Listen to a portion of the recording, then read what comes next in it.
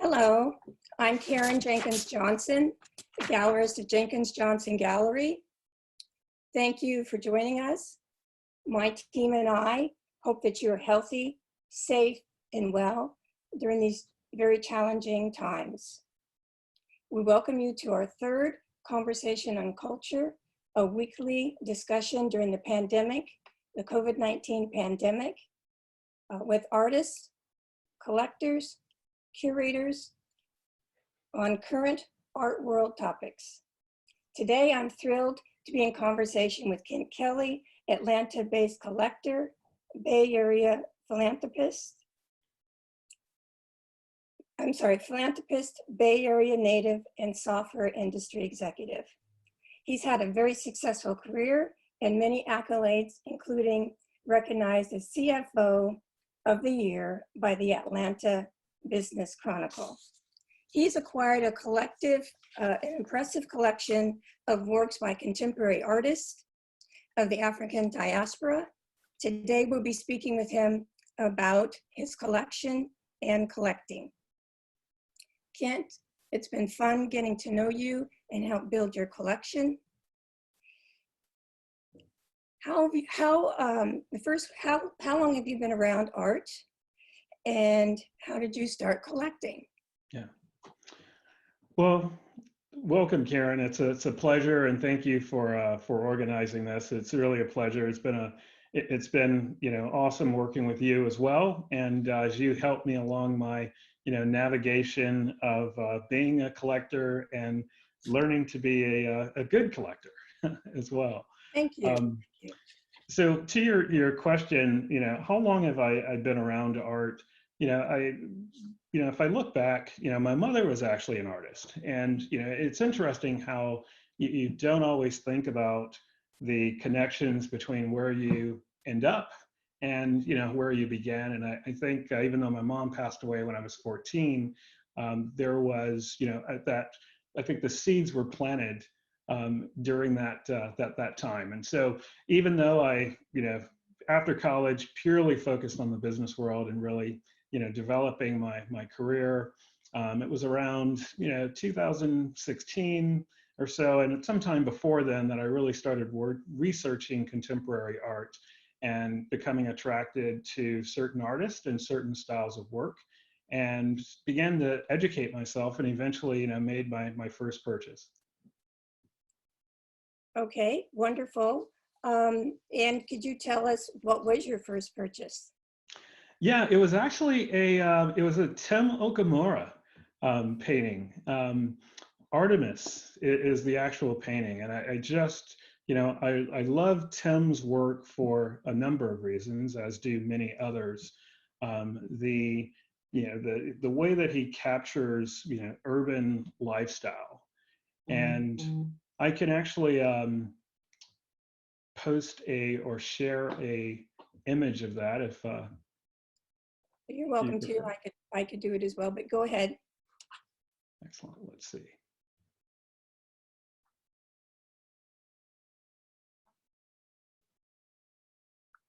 Here we go.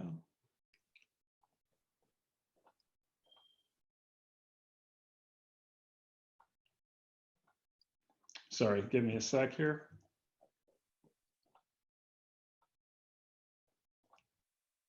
All right, can we all see that? Yes. Excellent.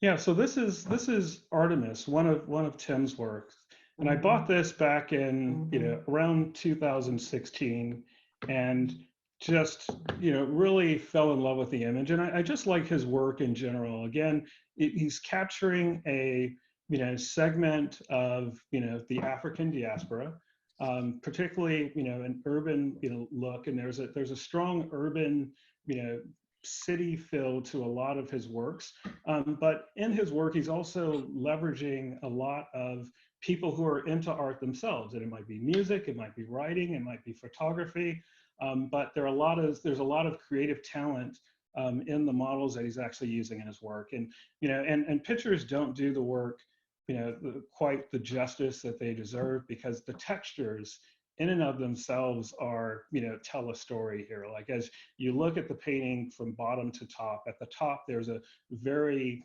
rich texture build that, when you're viewing the painting up close, really stands out. But then again, I think kind of the use of colors, and I love a lot of the paintings that he does where he uses whites, for instance, either whites in the clothing or whites in the background like you have here for contrast. But that was my first piece, and it was to actually acquire it. So I think at the time Tim was only represented by 3 galleries. One was in Edmonton, Alberta, I believe. Another in Miami, Yeelan Gallery, and the other on Martha's Vineyard. And I really liked this piece, and didn't tell my wife, but we actually did a vacation to Martha's Vineyard. And unfortunately, I think when I waited till the last minute to call the gallery, they were actually leaving. When I actually had a free moment to actually go check it out, and ended up like running to a moped shop, renting a moped, heading over there, flying over to the gallery, which was Gallery Josephine at the time, Nayama Wingood, and had a chance to see it and purchased it on the spot. So great introduction into the art world. So now that you were introduced into the art world, how did you decide to focus on, after you bought your Tim painting, how did you decide to proceed after that? How did you learn and teach yourself what you wanted to collect? Do you have a mission in your collecting? Is there a focus? Yeah, that's a very good question. I have actually adopted and evolved into more of a mission over time. And that mission is, viewing, art as really capturing, a moment of our culture in time. And that's a, very important thing. And it's, and also to, so you have that aspect of it. And then there's also really just supporting the art world in general. And, as a collector, I have a, distinct mission as a collector. I'm not just trying to, I'm not in this for appreciation. I'm in business for appreciation, right? It's, this to me is really about, adding beautiful, images to the walls in my home, beautiful images that I can enjoy, my family can enjoy, and that others can enjoy. Also supporting the art ecosphere, both, artists as well as galleries, as well as dealers, because, this, beautiful work that's produced, I'm looking at a painting on my wall now, and as well as the one behind me, these are things that enhance our lives, and there has to be a support system behind that. And so, my mission, now is to, certainly, collect, contemporary art that's of note, but also to, at the same time, look for those, up and coming artists that, I can, support by buying works as well. Okay. For some reason, Ken, I'm having trouble getting your images up. So maybe you could, at this point, if you could kindly scroll through some of the images that you sent me, so that we can, I just want to make a comment here, if you could get those up. Awesome, yes, not a problem. Okay. So if you could just pull those up and just scroll through those if you're able to. I apologize. Do that. Okay. Anyone in particular, or should I just go? No, I just wanted you to scroll through because you have a broad collection ranging from representation to abstraction, and then various mediums as well. You have painters, you have some sculpture, and you have some works on paper. So in looking at the different mediums that you have in your collection, is there a mediums, or is there a focus to your collection, since you tend to be working with artists of the diaspora, but there seems to be a broader range within that collection of different mediums. How are you focusing in on determining who you're going to collect? Yeah, very, very good question.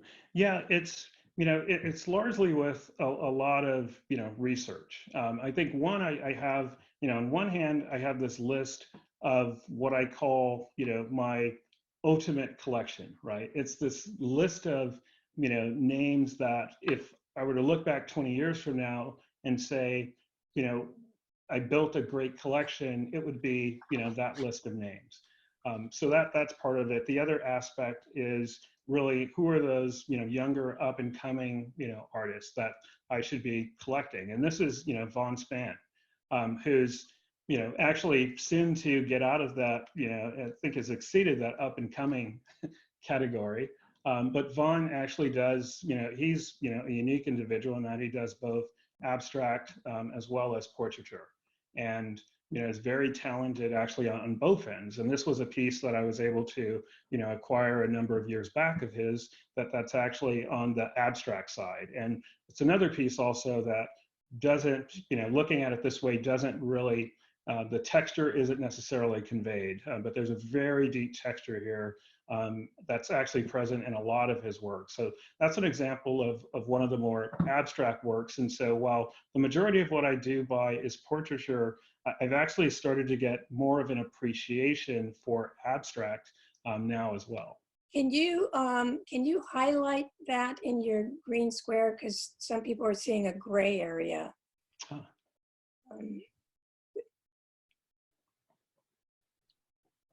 I hope people can see that better. Okay. So if you were, if someone was starting to collect, how would you advise them?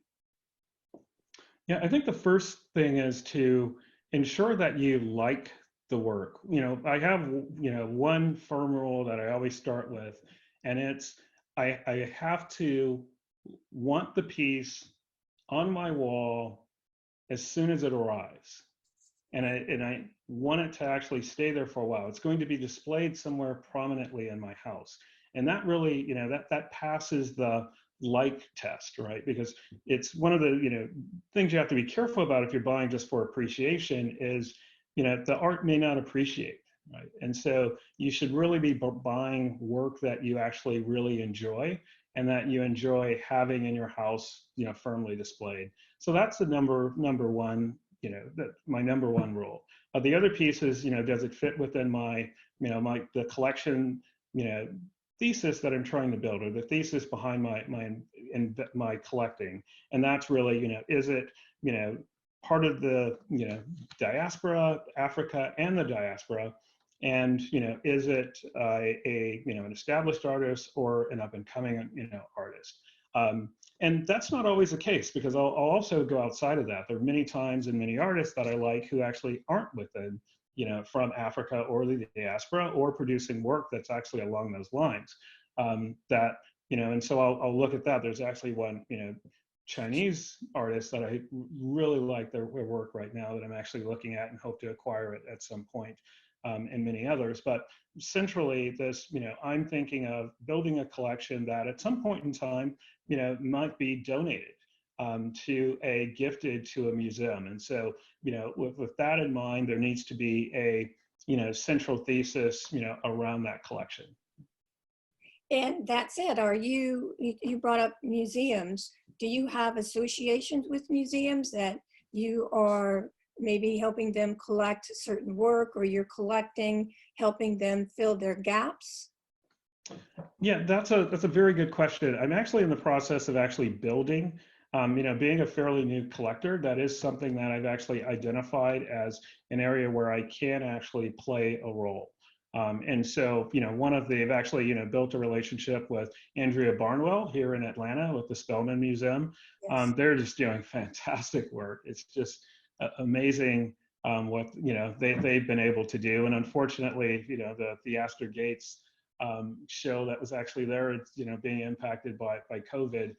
But once we're over this, there'll be a lot more there. So that's an institution that I support and support the mission there. Also through a recent relationship, just a museum in New York are working to one of the pieces that I acquired to gift a piece to a museum in New York. Can't say names at the moment, but That's all again, I right. think that's part of, as a collector, raising your profile in the art world, is doing that, as well as making sure that this work within the diaspora and Africa and the diaspora is available for many people to see.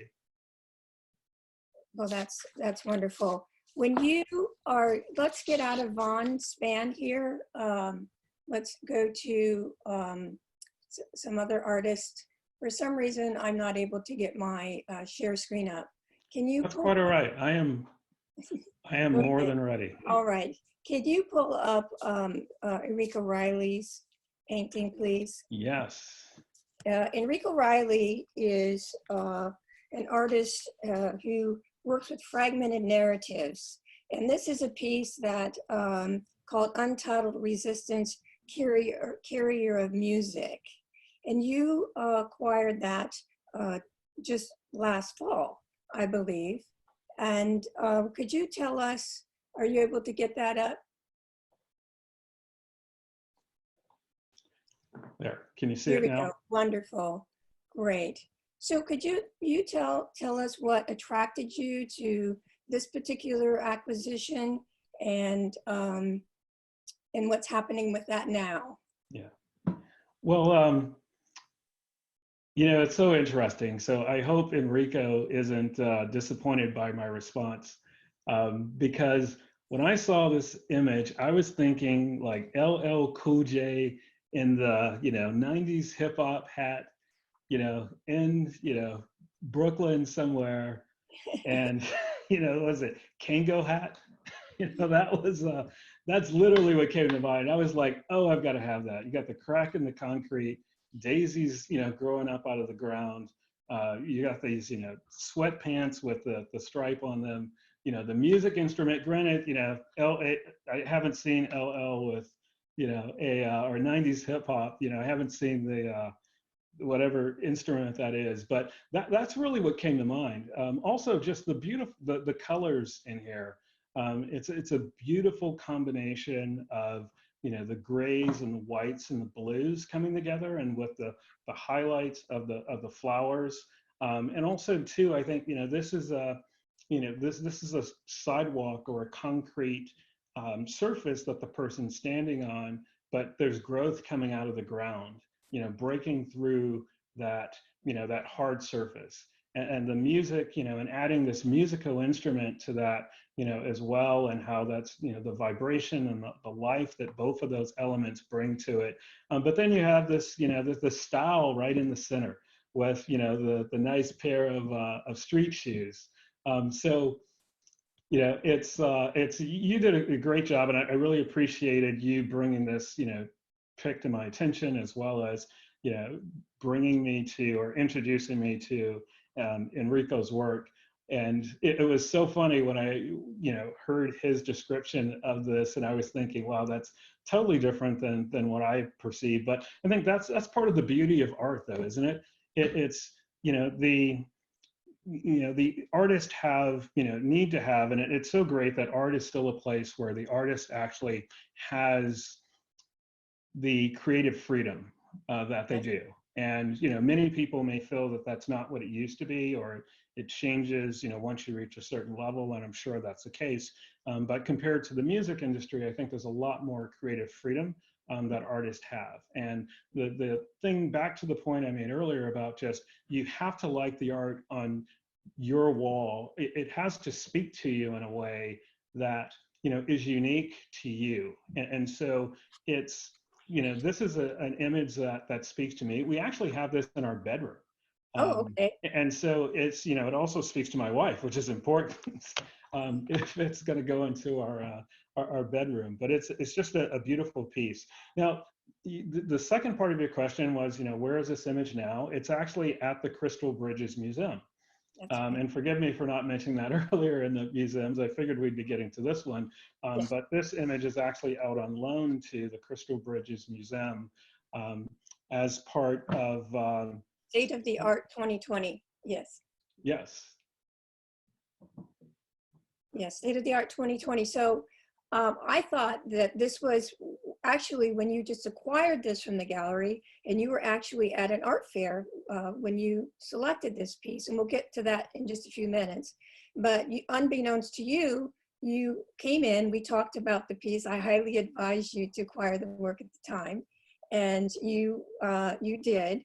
And then literally a couple hours later, we got the email from the curator at Crystal Bridges saying that this was one of the pieces selected. And so it was gracious of you, because this is sometimes the only way institutions can have large-scale exhibitions, is to invite collectors to loan back work to the institution. So we thank you for that, Kent. Otherwise, a lot of artists just wouldn't be seeing. There's just not enough money out there to go and buy pieces for institutions and exhibit them. So, so that was an extra bonus for you. I wish I could show you the installation shot of that, but in the museum, but it's just not. I don't have it. I'm not accessing it. The other thing that talking about where do you find where are the sources for your finding the artwork you acquire? Yeah, that's a very good question. You know, I've been very fortunate to, you know, build, you know, some relationships that have helped me along the way. I mentioned, you know, Naama Wingood from Martha's Vineyard. I'd be remiss if not mentioning her. Likewise, you as well, you know, have just been, you know, fantastic in terms of, you know, helping to make me aware of certain artists. That being said, I like to, you know, source, I guess, self-source as well. That's a big part of it. As you know, as others know, I prefer to be under the radar. So Yes. even, Yes. you know, this, you know, presentation is, you know, not necessarily how I typically operate. But it's, you know, it's great to, and the other part of it is really just kind of connecting with artists themselves. I've really been, you know, fascinated by the art world and the, you know, one, the quality of people that are in the art world, as well as, you know, the accessibility that's there. That isn't necessarily the case in a lot of other industries, and particularly within the African and the African diaspora. The, you know, accessibility and the sense of community there is actually very, very strong. And so it's, you know, I also have, you know, been able to, you know, build relationships with artists also, and that's been pleasurable as well. And part of that is just, you know, also, again, those up and coming artists and actually supporting them, you know, in their careers. And it's really a great thing when you see an artist that you support and you see them, you know, produce some work later on that's just, you know, really, you know, getting to the next level. I'll just mention an artist, you know, Riwa, who is in Nigeria. Love her work. Does great, you know, great images, and I thought had a lot of potential. And she just actually released something on Instagram this morning that was just knocked my socks off. But it's, and so it's, you know, it's varied, but I do a lot more, back to your question, I do a lot more research now before I acquire, both from, you know, either appraisals or, you know, looking at, you know, auction values, to just, you know, talking to the artist about how they think about their career. How are they thinking about their career? What's the long-term, you know, how are they thinking about, how do they describe their, you know, their work? Are they able to, you know, articulate it in a way that communicates to me and others that, you know, they are, you know, they're serious about their career and their long-term in the market? So then is it a couple of things that brings up a few things. A lot of emerging artists aren't necessarily on the secondary market, nor do they have auction results. So shifting a little bit, do you find that you're right now relying to get to to find these emerging artists, research and all that. How are you, when you're researching, what is your source besides the art fairs? What are your sources outside of the art fair realm? Yeah, I think it's really, yeah, outside of the art fairs, it's really, that community and, others who are, either supporting certain artists or who just make me aware of someone. I think some of the smaller art fairs, for instance, do display a lot more, artists and artists of color. Prism in Miami, I went to that for the first time this past December, and that was just excellent to see. Highly recommend that show. There's even, there are local things that are here. There's a group, Tila Studios, that's here, that's really a supporter of African American women, or really the African diaspora. It's not just African American, women, and actually supporting them in their careers, as well as their talent. So it varies in terms of sources, and I think after some period of time, you become somewhat knowledgeable. But also, Instagram's just a great tool for for getting information, and people have been very responsive in terms of responding to my questions and inquiries. Do you go to MFA shows? I haven't to date, actually. Okay. That being said, I don't go to as many. If I could go to all the shows that I wanted to, I wouldn't have a career, another career. Yeah, you have time for that. So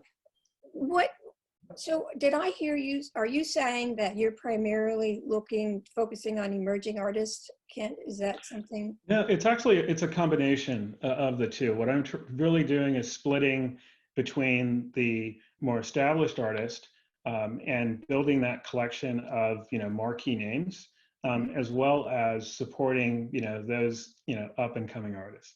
Could you bring up one of those marquee names, Mickalene Thomas? Absolutely. So that leads into, when you do have a collection, your collection, and you have a broad range of mediums, and you have emerging and established artists, is there I can't hear you. Whoops. I lost audio. Can't we lost your audio?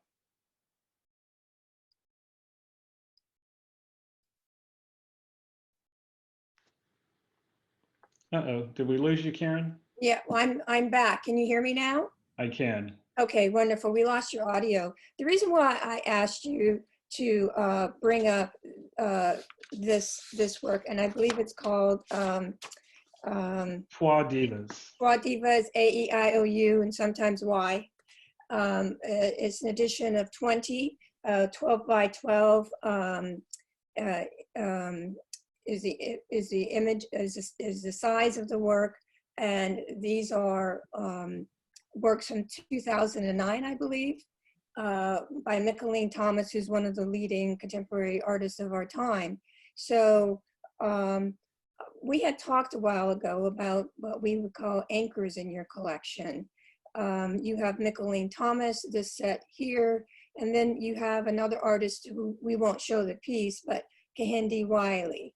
How are you determining, how often are you adding these anchors to your collection, and how do you see that folding into the overarch of where of your strategy in collecting?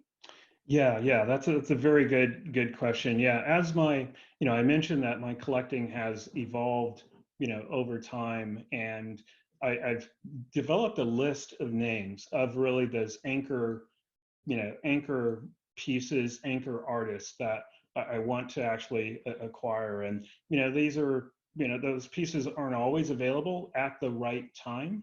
And so I found that the best approach was to, first come up with a list of what are those names that I want to, acquire.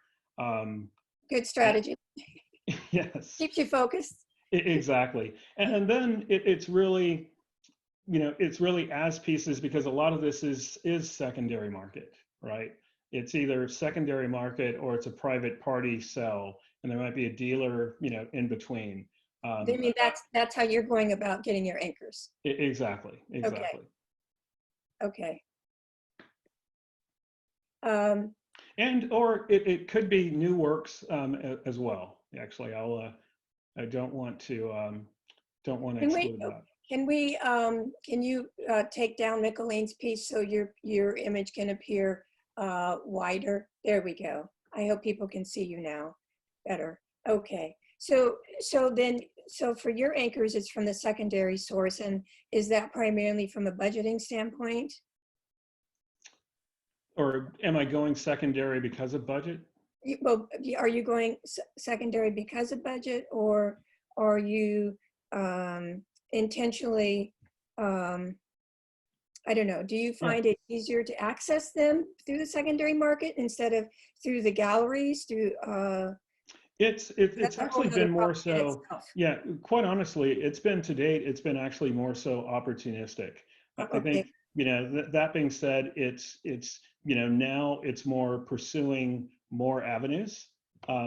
Like once, there's a list in place now. And so I have the ability to, pursue other avenues, be it, of course, I like to stay away from auctions to the extent that I can, because those tend to be, maximum prices just by nature of it being an auction. But open to, galleries. One of the pieces I'm considering now is actually, that would be another anchor piece, is actually through a gallery. Okay. All right. Do you find that since you're a collector of color, do you find that you are having access to these artists that you want through the gallery front door? That's a very good question.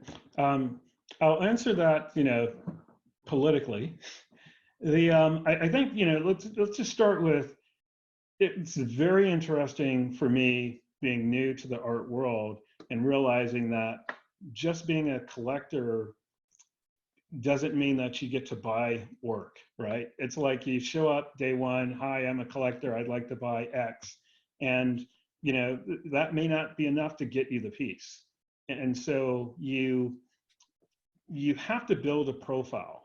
And and for me, it's been a bit of education and understanding, as a gallery is looking to build the profile of a particular artist, there's a plan, there's a strategy around that, to be placed in certain museums, to be exhibited as part of X, to be in the home of X. And so I'm inserting myself into that world, right? And so I'm competing against the Tate, I'm competing against the Whitney, the Brooklyn Museum and others. And so that requires creating a profile as a collector that, one, I think is appealing to artists, as well as going to be appealing to galleries, and those museums as well, by building relationships with them. So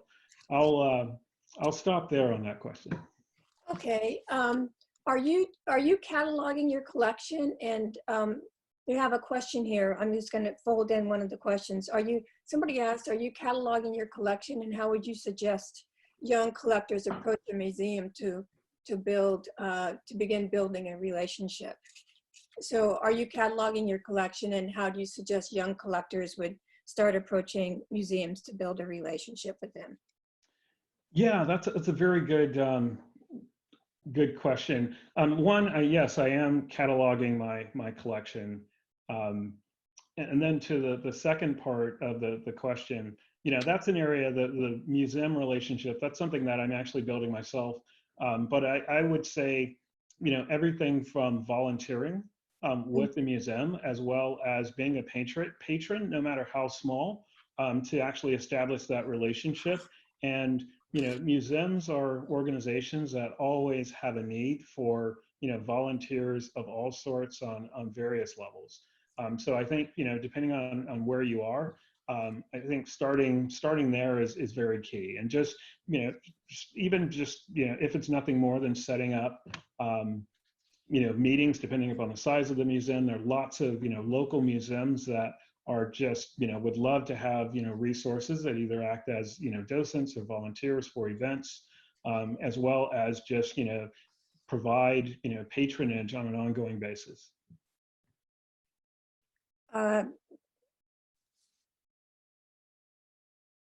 Let's chat a little bit about the piece directly behind you.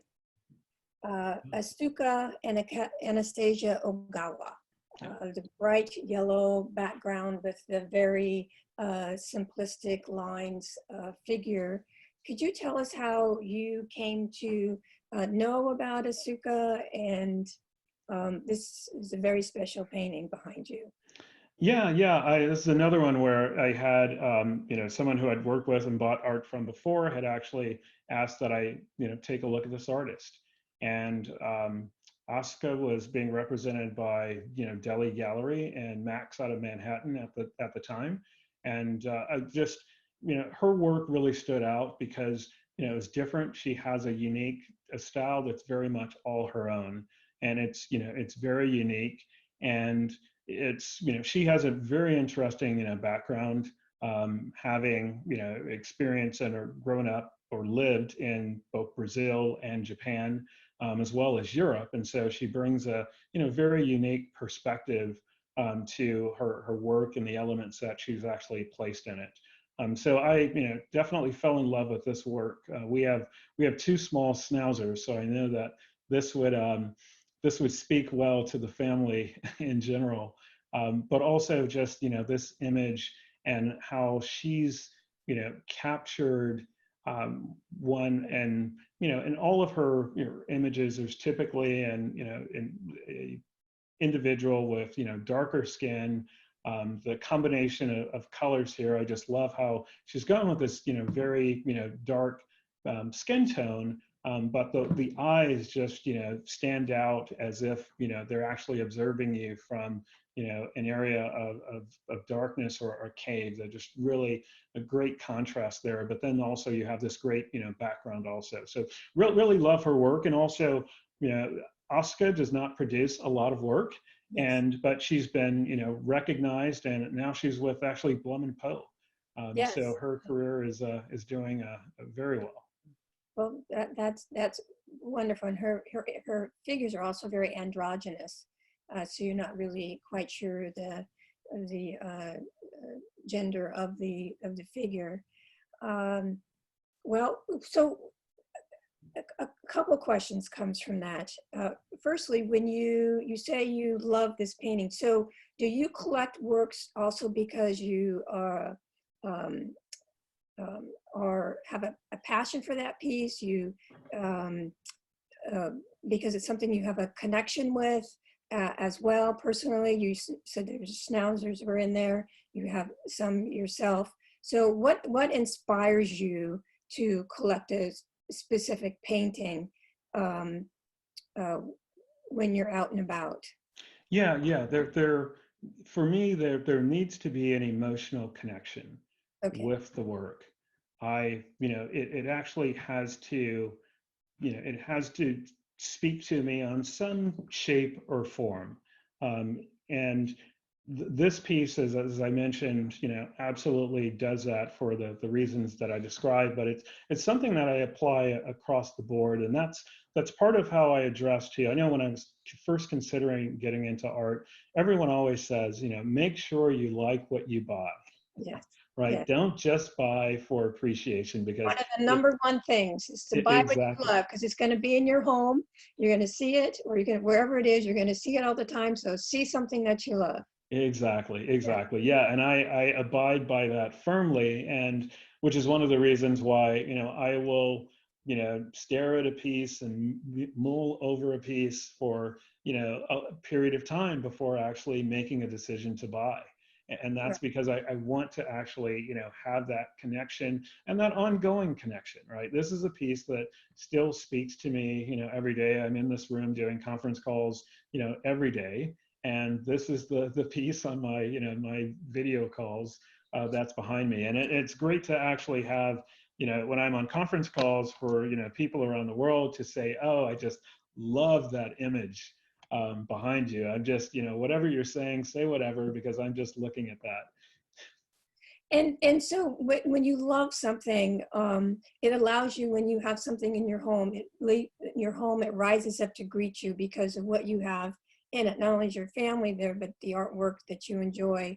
When you come home, it helps you create that peaceful haven. So, a question we have here is by somebody is, how do you display your collection? Do you alternate pieces at your home, or how do you display? Yeah, that's a, I live in Atlanta, where we have a lot of room and homes to actually display work, but I am getting to the point where I will actually, start rotating. Okay. It's, I do, will eventually do that. Right now, I love everything where it is. Okay. And it's, it's just, great. And it's, set up when we actually did the home. We didn't build the home, we bought it, but did a little bit of remodeling. And, with, our designers, part of what we wanted to do was to actually build a home or design our home around a lot of the art. And it's so funny because our designers, I'll give them a shout out, Mandina, but they had actually mentioned that, oh God, normally when we hear that, we immediately get scared because God, people have all kinds of things. And when they say art, they don't necessarily, it's, it could be golf clubs. So right. They, in our place, with what we gave them to start with. And so part of the home, when we actually did the housewarming, we actually had I gave just tours of walking through and explaining each of the art pieces. And right. As and that was part of our home opening. And so it is back to your point about how we display the work. It is these are like flowers on the wall as far as I'm concerned, right? They're constantly blooming all year round. That's a fantastic way of putting it. The painting behind you is 40 by 30 inches. So when we show some of the work, we can talk about the sizes. I'm going to, if everybody could just bear with me one more second here, I'm going to try to see if I can share my screen and bring in, yeah, here we go, bring in some other images. So bear with me for a second. People have been asking. So here's the piece of the Enrico Riley that Kent owns, that's actually at Crystal Bridges. I hope you can see it. The piece next to it is also another Enrico Riley that's next to it. But this is the one that, that Kent actually has in his collection. Hold on just one second. I'm going to scroll through here. This is a David Shrobe that he has, in his collection as well. And this is a smaller piece, Kent, is that right? That's correct. I hope I can, trying to make this broader here. I can see it well. You can, yeah. Okay. Let me click back on here. I don't know what happened to the image.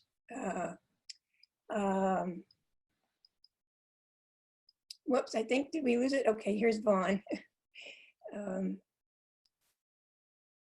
So just, I'm sorry, I'm a novice at this, everybody. That's okay, I'll see if I can assist. If you could assist, that would be great. Which one would you like to pull up next? I'd like to pull up the Alex Jackson piece, please. Let me get off of my stop share. There you go, now you can share. So I'm going to stop sharing. I'm going to let you share. But it's excellent. Can everyone see that? Yes, there we go. The question is some people have asked if we could share some more images. So we will share a couple of your images here. This is Alex Jackson. And could you tell us a little bit about this piece? This piece. We can go to somebody else. I believe I saw this piece. Was this in Miami? This was at Expo Chicago last fall, and it's 48 by 60 inches. Yeah. Yeah, I really love this piece. I mean, what's not to like? I mean, Alex is one of those painters like um, Asuka, who's just incredibly talented and has a very unique style. And there are so many elements that he actually brought into this painting when you look at it from, just starting at the top with the background of, the seascape, and just more of what you'd find in a landscape painting. But then you also, in the same image, you actually have, this, image, this individual who's actually here and actually more close up. And, is it a window in the back, or is it, more of a painting back there? But there's so much going on. Like, you look at this person, posing, and, the eyes, and giving you some, you know, bringing you into a moment in time for this individual as they're going through whatever they're doing. But then as you look more, you suddenly see there's this color palette that's actually right there in the center. And so this, whereas on the surface you might think, oh, this is just some young person taking a picture, but that color palette tells us that, and as well as what's in their hand, which is probably a clicker to take a photo, that this is someone who's, a bit versed in either the arts themselves, or portraiture. And then also too, you have the clip of, what could potentially be some form of easel with, sketchings of different, color palettes, on there as well. So there are so many elements in here. And then of course, just the snake. And then there's also, is there an image of, or a sense of sexuality in this photo also? He also has a six-pack. Yeah, indeed. So it's like, this really just stood out to me. And I'm a big fan of Alex. I'm a big fan of his work. I actually had a chance to, meet, I'd met him before, but I actually met his dad also in Miami. Yes. And just a big fan of him. I think he's just an immense talent. And you really expect to see, great things from him in his career. So I agree. We love Alex as well. Let's bring up February James. I think she's doing something fantastic. And I think the collectors, people on the other end would love to see her work. Yeah, I'm glad you mentioned February. I love her work. Yeah, there you go. Make this bigger. So I have two. What attracted you to this work? Yes. Yeah, so I have two pieces of February's work. And again, I love what she's doing. She's another artist that actually just has a, very unique style. And, what I also love about her is that, she's constantly pushing the envelope in terms of what she does and evolving her style and her work. Right now she's doing a lot of grays. Back during this period, she was doing a lot of these colors. And, I would, when I look at this, I remember when I was evaluating the purchase, I said, there are lots of things that you see that are produced, but I says, this, to me, if someone says, well, show me art, right? I'm going to hold up, this image right here. And I'm like, this is art, right? This is, something that an artist's mind can actually produce, which is, one, it's beautiful. It's, it takes us into the image, but it's not something that the normal mind, conjures up, in any way, shape, or form. And being able to actually put that on an image, I think is just wonderful. And so I'm just a huge fan of February. I love what she does with, with her eyes, and many influences, in her work. But also, I think she's a, wonderful person as well. So another person that I'm an artist that I'm a big fan of. Yes, and I think she's a young artist to continue to watch. There is a question here. Is my question by Manifa, Thank you, Manif. It says, my question is, what would you say to a young Black artist who would like to be surrounded by Black art collectors? Is it just research and going to the galleries? How would you say that? What's your answer? Tell me, please. Yeah, I mean, that's a good one. I mean, it's, it's really, there has to be that, for myself, there has to be that connection, right? So there has to be that connection between me and the artwork. And so I don't think you can compromise your creativity in order to attract collectors. I would much rather want the artist to just develop what they feel is, is best. And obviously there are sources that inspire you. There are sources that can, counsel you and advise you. That's not me. I'm very reluctant to give any artist advice on what they should be creating. As a matter of fact, I will not do that because I'm not an artist. And I think that, I need to draw the line there, because I think in the creativity that the artist has is where they will find success. And that success, may not manifest itself until you're dead, right? Because that's the reality, and that's the reality of the art world. But hopefully not. But that being said, I think you'll find success in your creativity, and at the end of the day, it has to be you that you're pleasing. It has to be, you and your creative instincts that you're actually, developing work for. But again, that's from the perspective of a collector. Yeah, but so two things. First, what you do have to offer as a successful businessman who actually goes in and turns around 6 companies,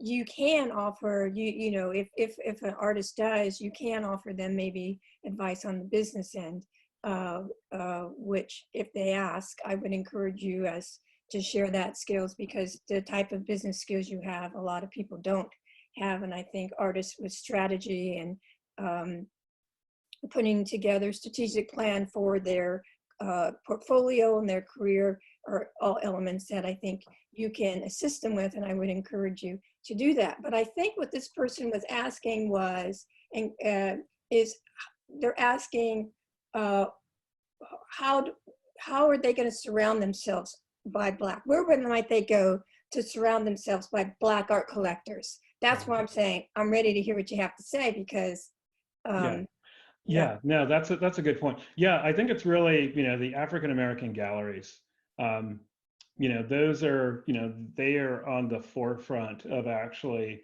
raising the profile and educating, the up and coming, Black artist. I think that's a very, good place. I mentioned Prism, the Prism Art Fair in Miami, which happens alongside, Miami Art Week, Art Basel. That is Prism is a great venue. There's a lot of galleries that are actually there, displaying, a lot of work. And I would highly recommend, reaching out to that audience for, a number of reasons, for advice, as well as to, share your work.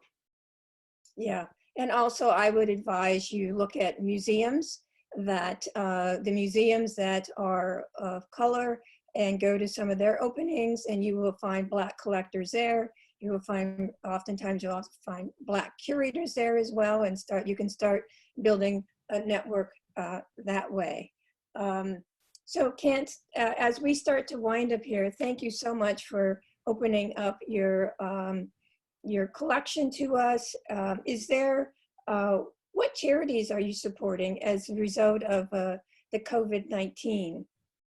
Yeah, I'm glad you asked that. It's obviously a lot of people suffering due to the unprecedented situation that we're currently in. The Atlanta Food Bank, for one, and I encourage everyone to support their local food bank. This is obviously, as we all know, a shock to a lot of people. So that's something that I'm supporting. With my company, we've actually made a gift to the World Health Organization. Oh, They're doing, that organization's doing incredible work in a very difficult situation and trying to ensure that there's coordination. And actually, they've done a great job of ensuring that there's coordination globally around, solving this current situation. And you just can't imagine what they're going through, right? It's, just being there and having to deal with, news and issues every day and having to respond to that with literally just about every nation in the world. So hats off to the staff there and at the CDC and others, but those are the two that I'm currently supporting. I think that's as wonderful. Well as continuing to pay my barber and others because those are people who their income's been impacted, and if we can afford to do so, we should continue to support the people that we've been supporting when things were better. And I think that going forward, we don't know what the future holds for the art world, and I think that the last 10 years has brought out the keepers of the gates have opened them up for Black artists of color, especially Black artists. I think whatever happens going forward, I think that collectors should seek, well, in my opinion, I encourage you to continue to support emerging artists so that they can become, to help develop their practice and their process. One more question from a friend of mine, Rudy Austin, who's probably sitting in his beautiful home in upstate New York. He says, is there a strict budget that you set for yourself? And how often do you find that you bust it? Thanks, Rudy. Sorry, is there a strict budget, and how often what? Budget that you set for yourself, and how often do you bust it? How often do you break the bank? All the time. Yes, there is a budget, and I frequently bust through that budget. It's particularly being in software, being in business. This is the art world is so different, and everything from the prices and the community and it's just very different. And so initially it was I got out of the gates really slow because of that. But that being said, I think it is important to actually have a budget. I think of this from a long-term standpoint. I'm in this for the long run. I'm actually looking to build a legacy. This is part of the legacy that I intend to actually, leave. I would hope that, my, children would, value the, collection that, I'll, have at the, end of, within, 20 or 30 years. If not, it will, some of it will be, gifted away in any event, but if not, it will, be gifted. But it's a long-term thing for me. And so I don't, if I see myself feeling like I need to rush, that's not a comfortable feeling and not something that a position I want to be in. So I want to feel very good about every single purchase that I make. That's wonderful. And one of the things that you had also said as a source before we sign off here is you had said that, could you tell us a little bit about this book here and what you use it as? Sure. Let me just grab my copy. Okay. Fired Up, Ready to Go is, this was the collections, covers the collections of Peggy Cooper Caffritz. And it's, as a collector, when I discovered, her and discovered her work, it was so inspiring, just because one, over time, she had just acquired this incredible collection of both anchors as well as up and coming artists, and many of whom would actually go on to be great in their careers. She was an early supporter of Kehinde and others, and it's such an incredible collection, and burned down in a fire. But just she was just an incredible supporter of the art community. As well as a key patron to a number of individuals and institutions, and just she's really my inspiration for building my collection. I don't know if I'd ever come close to building what she was able to, But she's my motivation. Okay, wonderful. So somebody has asked about cataloging your collection again and how many works you have in your collection. Yeah, if I were doing a good job of cataloging, I'd be able to answer that question. How But do you catalog? How do you catalog? How do you catalog your yeah, I actually have a yeah, and actually, and perhaps I'm catalog? not. I'm Okay. sorry. No, go ahead. How do you catalog? Yeah. Yeah. Yeah, I should back up because in terms of actually kind of doing a professional cataloging of my collection, I haven't actually reached that point yet. For me, it's more so just keeping a record of the value of the collection as well as an image and of course the documentation in support of that. So those are the things that I'm maintaining. And also making sure you have an insurance company that has an override for your collection, and making sure once you collect those works, sending those invoices off to your insurance company so it's added to your general insurance policy, I think is just a habit to get into when you're collecting. You know, this has been lovely. This is our third conversation in culture. This is my first going solo using my partner here. Naima, Sandy helps. This has been a joy here on this Friday, April 24th. We look forward to seeing you out there in the art world, Kent. And I hope when everybody that is joining this meeting sees Kent out and about when we're back to some kind of normalcy, please say hello to him. And Kent, we thank you for supporting artists of the diaspora. It's very important, especially as we look at people like Peggy Cooper-Kavitz passing away, and that's a huge, huge gap to fill. She had huge money from the fire that happened in her home that she created this fund to help emerging artists. And so I think we need to do this and fill that gap with collectors like Kent. And we thank you. May you have a beautiful day. Excellent. Thank you very much. It's been a pleasure. Bye-bye. Thanks.